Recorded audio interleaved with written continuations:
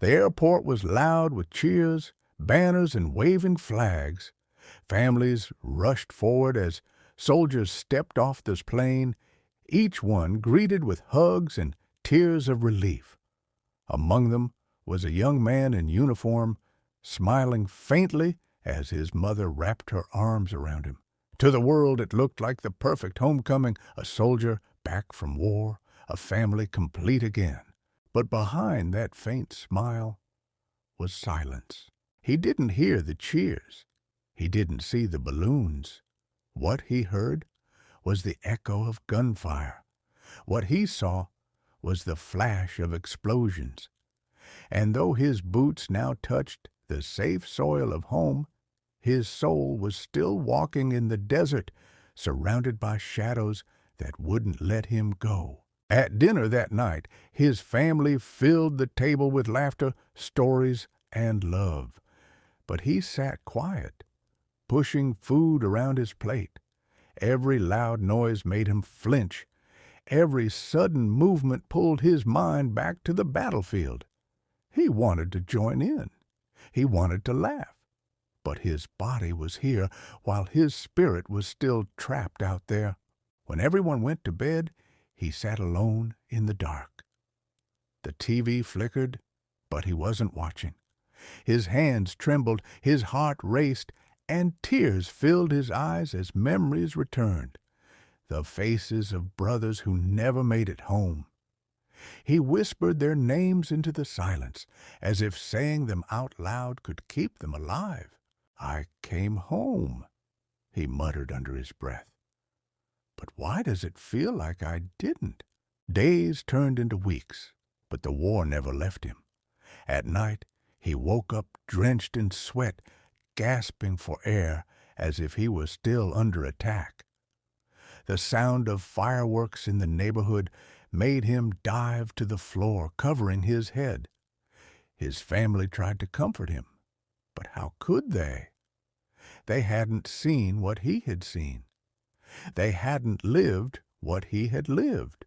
He tried to smile for his little sister, tried to sit at the table and laugh with his father, but every time he closed his eyes, he saw the faces of the men he couldn't save, brothers who bled out in his arms, friends who took their last breath, whispering the names of their mothers, their wives, their children.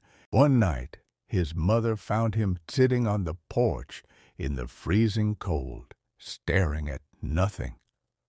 She touched his shoulder gently and asked, "What's wrong, my boy?" He didn't look at her. His eyes were distant, lost. "I left them there, Mom.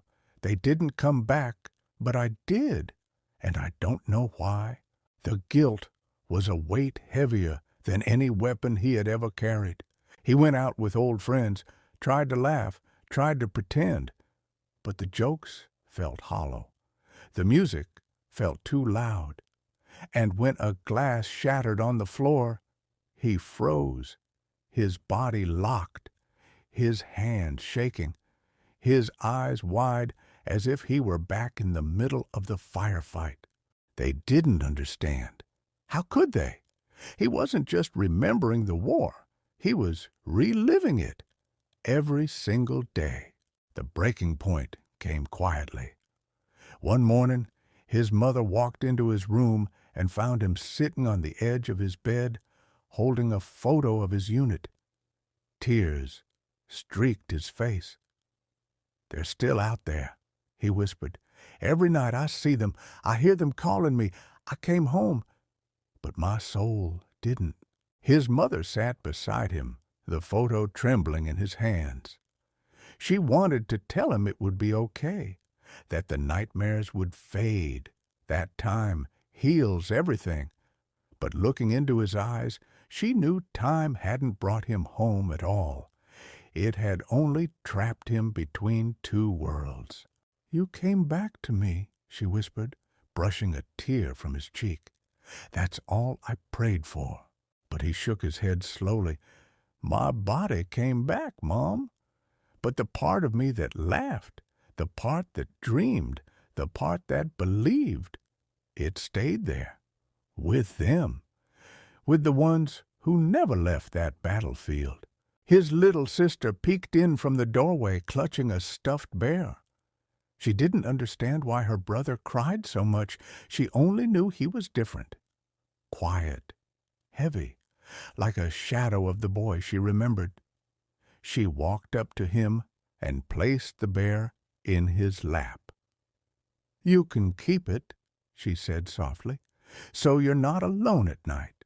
For the first time in months, he let out a broken laugh, a sound caught between pain and gratitude.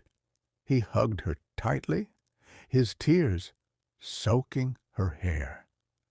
In that moment, he realized the war had taken his soul, but maybe love could piece it back together. The story doesn't end with his pain disappearing. It doesn't end with a soldier suddenly healed. No, real wounds don't vanish. They linger, invisible, carving scars no one else can see. But every night, when he feels the weight of the battlefield pressing against his chest, he holds on to the stuffed bear. He listens to his mother's voice down the hall. He reminds himself, "I'm still here." And maybe that's enough. Because sometimes survival isn't about leaving the war behind. It's about learning to live with the ghosts it left inside you.